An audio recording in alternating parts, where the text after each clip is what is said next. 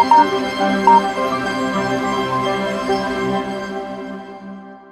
Atawatan TV YouTube kanalının mehriban müştaqlary, hormatly tamaşaçylarymyz, Atawatan TV'de saýlanan habarlar.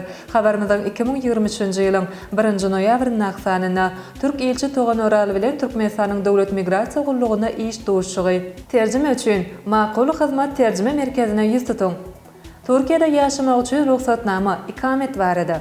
Türk Hava Ýolları Aşgabat Istanbul boýunça 9 gatnaw ýola goýulýar habarlary ýetirýäris. Mehriban müştaqlar, gelin bolsa habarlarymyza giňişleýin teredip geçelim. Türk elçi Togan Oral bilen Türkmenistanyň dowlat migrasiýa gullugyna iş dowuşçugy 2023-nji ýylyň 30-njy oktýabryna Türkmenistanyň dowlat migrasiýa gullugyna Türkiýe Respublikasynyň Türkmenistana adatyny daşary we dowlat ýar elçisi Togan Oral bilen iş dowuşçugy geçirli. Bu barada Türkmenistanyň dowlat migrasiýa gullugynyň web saýtyna aýdyryp geçilýär.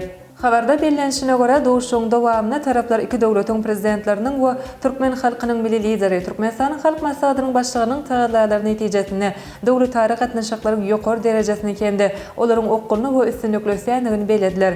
Şeýle hem Türkmenistanyň prezidenti Serdar Berdimuhammedowyň Türkiýe Respublikasyna amallaşyry resmi saparynyň strategik häsiýetli türkmen-türk hyzmatdaşlygynyň hiltaýdan teze dereje çykarylmagyna kuwat iter berendigini aýtdy. Migrasiýa hyzmatdaşlygy ösdürilir. Dowuşukda taraplar türkmen-türk hyzmatdaşlygynyň migrasiýa ulgamynaky gatnaşyklarynyň geljegi we mümkinçilikleri barada pikir alşyp, onuň iler tutulýan uğurlaryny aralatmasy atlaşdylar. Dowuşuň ahyryna taraplar iki ýurduň hoşniýetli erkine daýanýan migrasiýa babatyna hyzmatdaşlygyň mundan beýlekde iki dowuşukly halkyň behriýine işçiň ösdüriljekdigine ynam bildirdiler. Terjime üçin Maqul hyzmat terjime merkezine ýüz tutuň.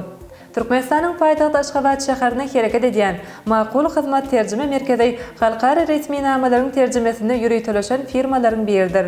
Maqul hyzmat terjime merkezi terjime babaty ygtybarly merkezleriň biri bolup, ingliz, rus, türk we beýleki dillerde dürli resmi namalaryň hemde beýlek iş kagyzlarynyň terjime edilmegine giňden hyzmat berýär.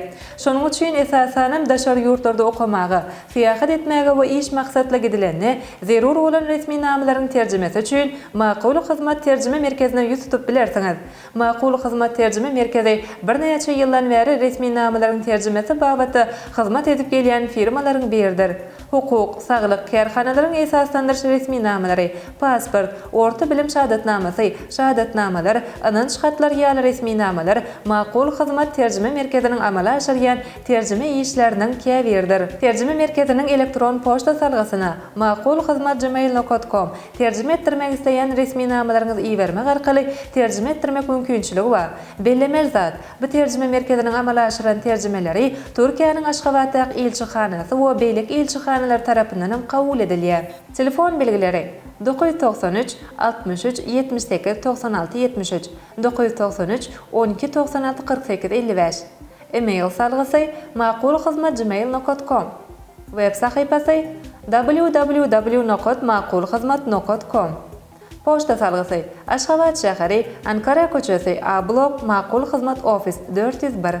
Türkiýede ýaşamak üçin ruhsatnama, ikamet barada.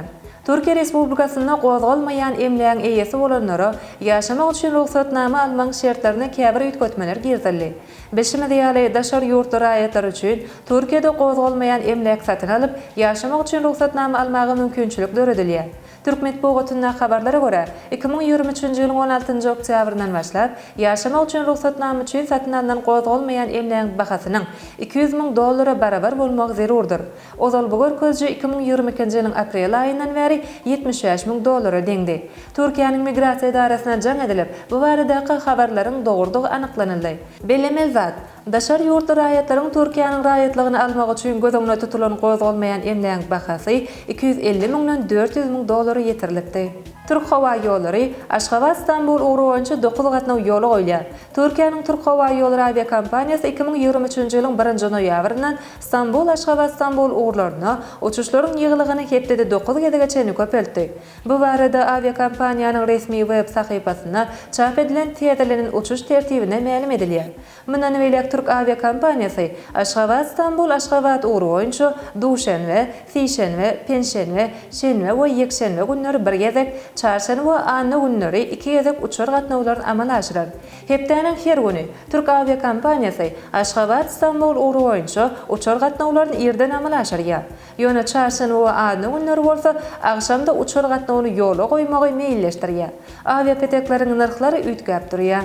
Ine mehriban müştoklar, Ata Watan TV-de saýlanan habarlar gepleşigimiziň şuň kysanyna size ýetirmek isleýän habarlarymyz şordan ibaret. Hormatly tomoşaçylarymyz, ýurdumyzda we dünýäde bolup geçýän habarlardan we täzeliklerden ilkinji bolup habarly bolmak isteseňiz, atawatan.turkmenistan.com saýtymyzda izarlamak ýatdan çykarmaň. Gepleşigimiziň indiki sanyna görüşýänçe hoşda bolun.